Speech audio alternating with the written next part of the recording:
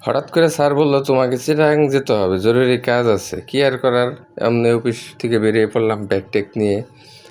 সায়দাবাদ থেকে হানিফ পরিবহনের উঠে রওনা হলাম। পথের মধ্যে নূরজাহান হোটেলে বিরতি দিল খাবারের জন্য। আমিও কিছু খাই নাই, খুব প্রচুর খিদা লাগছিল।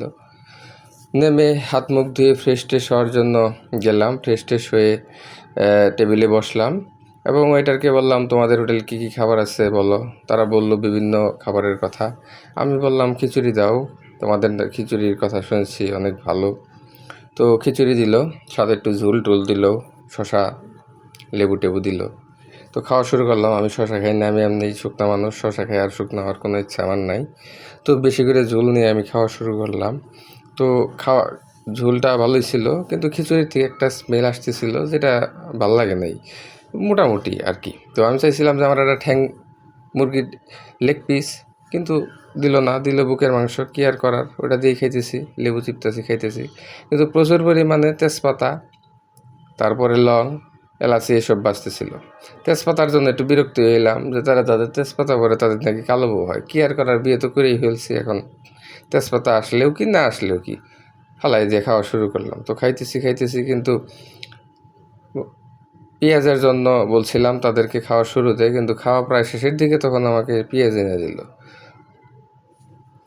তো পেঁয়াজ নিয়ে খাওয়া শুরু করলাম। তো খাচ্ছি, যে পরিমাণ খিচুড়ি দিছে আর যে পরিমাণ মাংসের সাইজ, তো এটা তাদের দাম অনুযায়ী খুবই বেশি।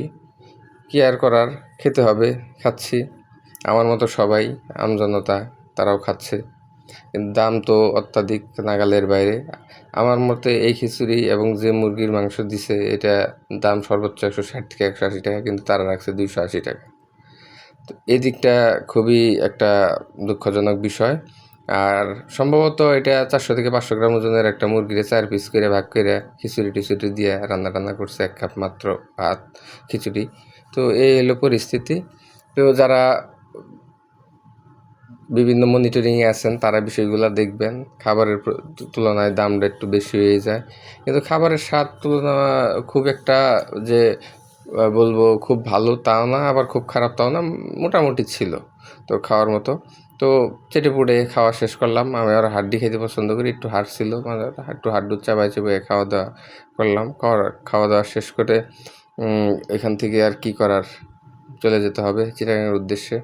তো তারপরে খাওয়া শেষ করে প্লেট টেট পরিষ্কার করে উঠে পড়লাম। উঠে একদম বেরিয়ে পড়লাম। বেরিয়ে এখন যে বাস থেকে নামছি সেই বাসের নাম্বার দেখে আবার সেই বাসে ওঠার জন্য প্রস্তুতি করলাম এবং বাসে উঠে গেলাম।